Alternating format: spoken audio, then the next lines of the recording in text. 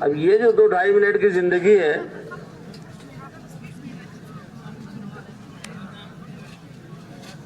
یہ زندگی اتنی اہم ہے کہ اس زندگی کا ہر لمحہ یا اس کی آخرت کو بنا رہا ہوگا یا بگاڑ رہا ہوگا۔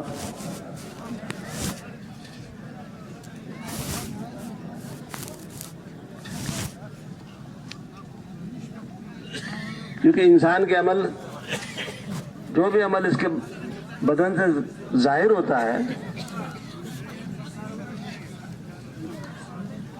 ہر وہ عمل ہے، دیکھنا، سننا، بولنا، کھانا، پینا، اٹھنا، چلنا، پھرنا، پکڑنا، لینا، دینا،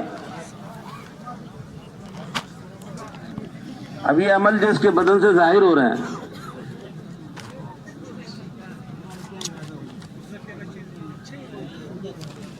یہ اگر اللہ کے حکم اور نبی کے طریقے کے مطابق ظاہر ہو رہے ہیں تو آخرت بن رہی ہے۔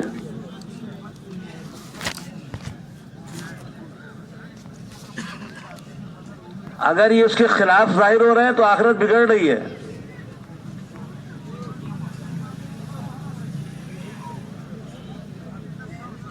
اور آخرت کی ہی کامیابی کو کامیابی کہا گیا، ناکامی کو ناکامی کہا گیا ہے۔ اصل کامیابی آخرت کی ہے۔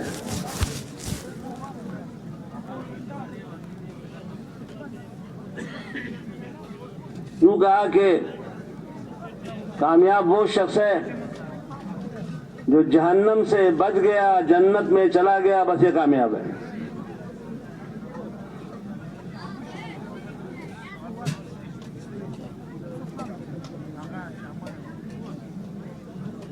انجام جو ہے، کامیابی کا انجام، وہ آخرت میں ہے۔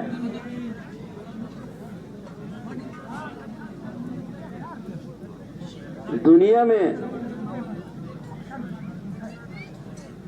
اپنی آخرت کو کیسے بنائے،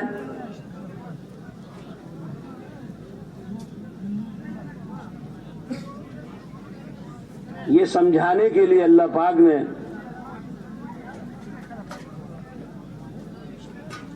ہر زمانے میں، ہر دور میں، ہر علاقے میں انبیاء علیہ السلام مضبوط فرمائے۔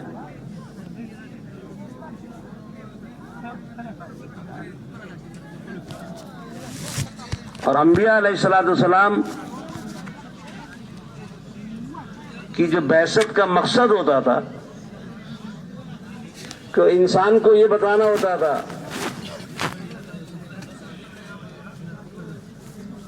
کہ تمہاری خلقیت کا مقصد کیا، دنیا میں بھیجے جانے کا مقصد کیا، محنت کیا،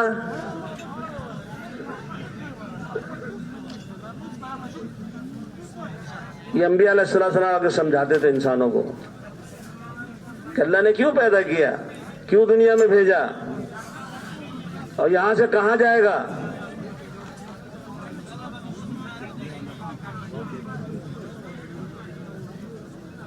کیونکہ یہ بات تو اس سے تو کوئی انکار نہیں کر سکتا کہ موت ہر انسان کو آنی ہے، اس سے کوئی انکار نہیں کر سکتا۔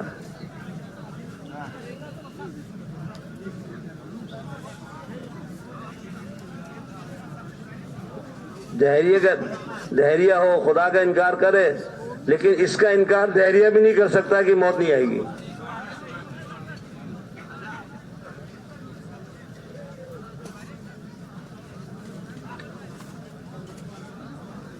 تو انبیاء علیہ السلام یہ دنیا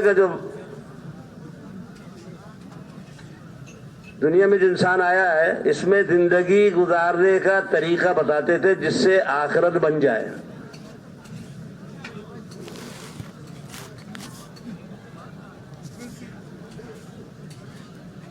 کیونکہ انسان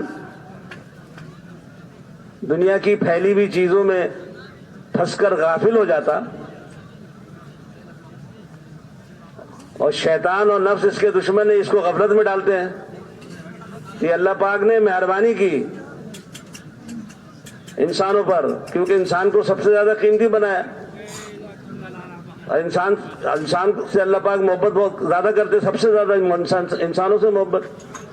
اس لیے اللہ پاک نے یہ رہبری اور رہنمائی کے لیے انسانوں پر مہربانی کی کہ نبیوں کو، انبیاء علیہ السلام کو مبعوث کیا کہ جا کے سمجھاویں، کیونکہ ان کے ساتھ دشمن لگا ہوا ہے، شیطان اور نفس. کہیں دنیا کی چیزوں میں اس کو پھنسا کر غافل نہ کر دے آخرت سے.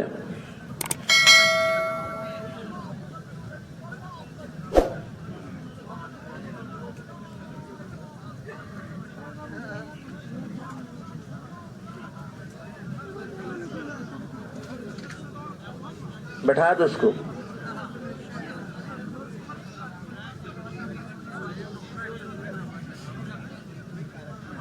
اللہ پاک نے حالانکہ انسانوں کو سب سے زیادہ عقل دی، سمجھنے کی سوجھ بوجھ سب سے زیادہ انسانوں کو دی ہے،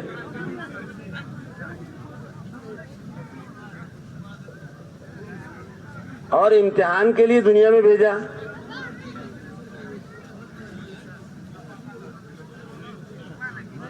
امتحان یہ ہے،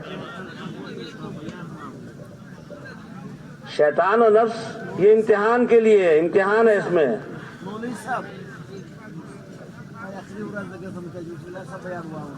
شیطان تو دشمن ہے،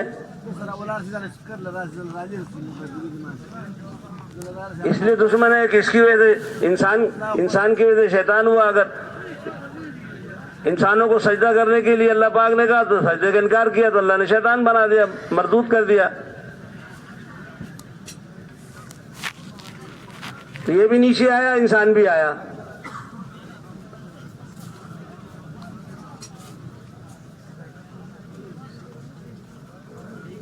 تو شیطان کا کام یہ ہے کہ انسان کو، دشمن ہے نا چونکہ، کہ اس زندگی سے ہٹاوے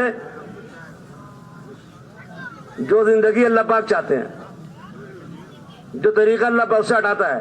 اس کی کوشش یہ ہوتی ہے.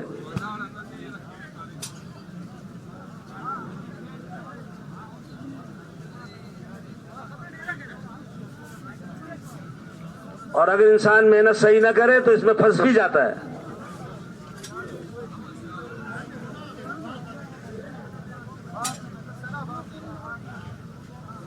اس کی چال میں آ جاتا ہے انسان.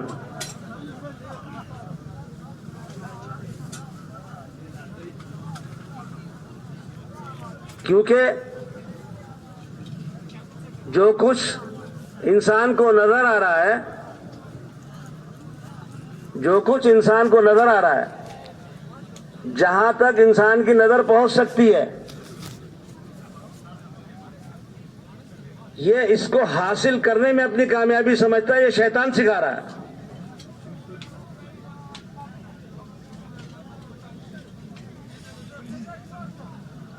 کہ دنیا کی پھیلی ہوئی چیزیں اگر مل جائیں گی تو انسان کامیاب ہے.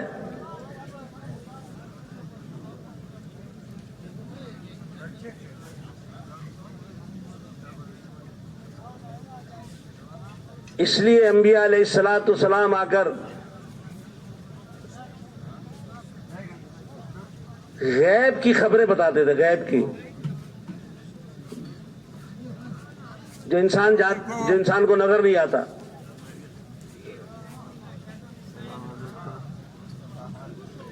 ہر نبی نے آ کر سب سے پہلے، ہر نبی نے آ کر اللہ رب العزت کا تعارف کرایا.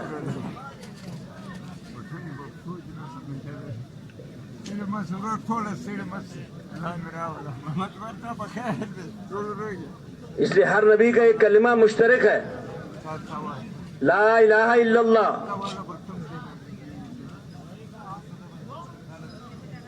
آدم علیہ السلام سے لے کر حضور پاک صلی اللہ علیہ وسلم تک ہر نبی کا کلمہ مشترک.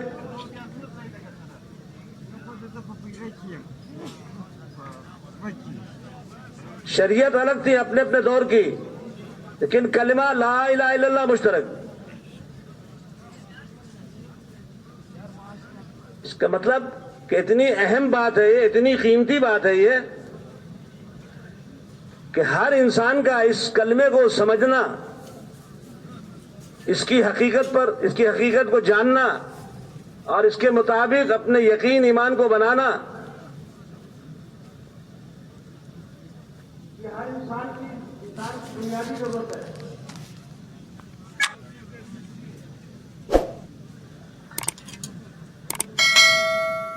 اس لیے لا الہ الا اللہ، لا سے انکار کرایا ہے.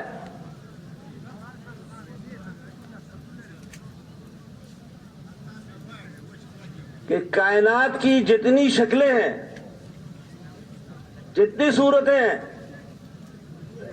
جتنی طاقتیں ہیں، جو کچھ بھی ہے،